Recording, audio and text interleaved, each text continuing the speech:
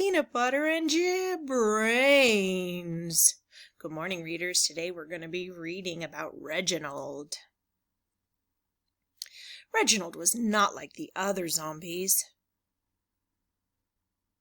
The other zombies wanted brains for breakfast, lunch, and dinner, but not Reginald. All Reginald wanted was a peanut butter and jelly sandwich.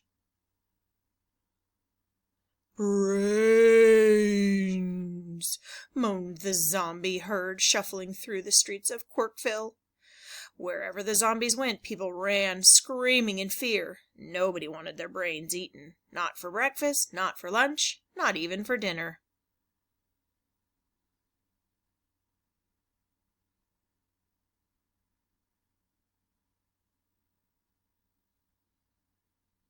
Reginald didn't shuffle with them. His stomach rumbled and growled, and all he could do was dream about peanut butter and jelly sandwich.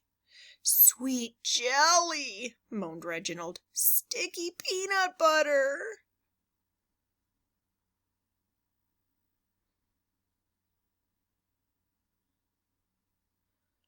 "No brains?" the other zombies asked. "No brains," said Reginald. "Peanut butter and jelly." The other zombies shook their heads. "If you tried peanut butter and jelly," said Reginald, "you'd never want brains again."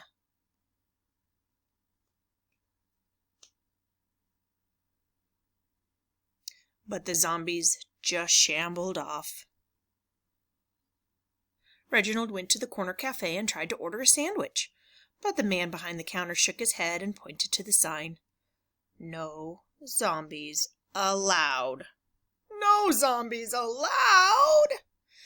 He tried the school cafeteria, but the lunch lady slapped a hunk of meatloaf on his tray instead. It looked an awful lot like brains. Ugh. Reginald even tried Oscar's grocery, but when Oscar rang up the loaf of bread, the peanut butter, and the strawberry jelly, Reginald couldn't pay. "Sorry," said Oscar, "paying customers only."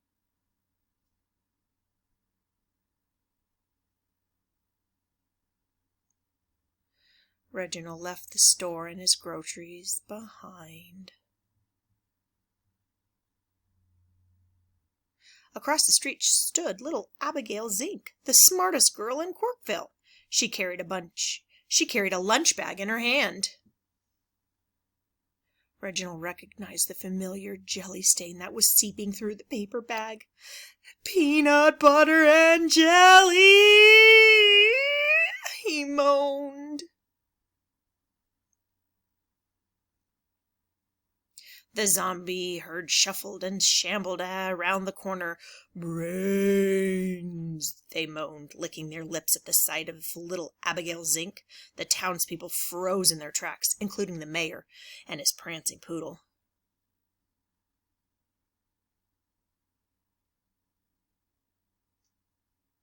Suddenly, little Abigail Zink dropped the bag holding her peanut butter and jelly sandwich. Reginald lurched forward and seized it. He raised the jelly-stained bag to his lips. He could practically taste the delicious sticky peanut butter and sweet strawberry jelly.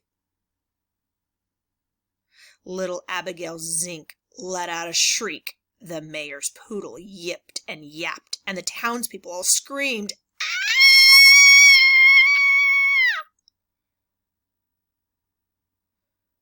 If the other zombies could just smell the peanut butter, Reginald thought.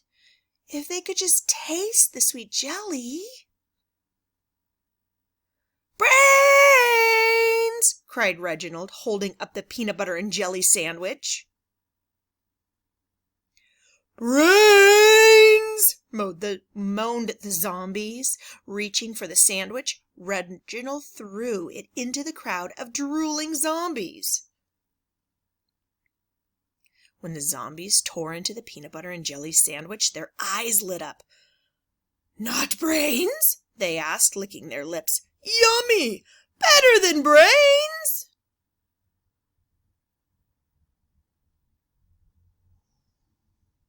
The zombies rubbed their bellies, and the townspeople smiled. "Why, they're just hungry," declared the mayor, "and peanut butter and jelly does the trick."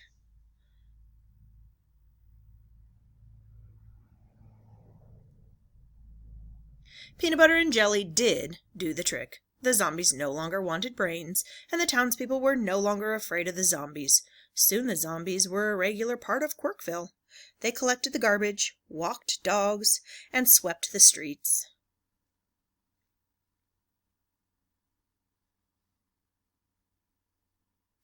They were happy to help, and even happier to be paid in peanut butter and jelly sandwiches. But Reginald still wasn't like the other zombies, because while they were enjoying their peanut butter and jelly sandwiches, Reginald had moved on to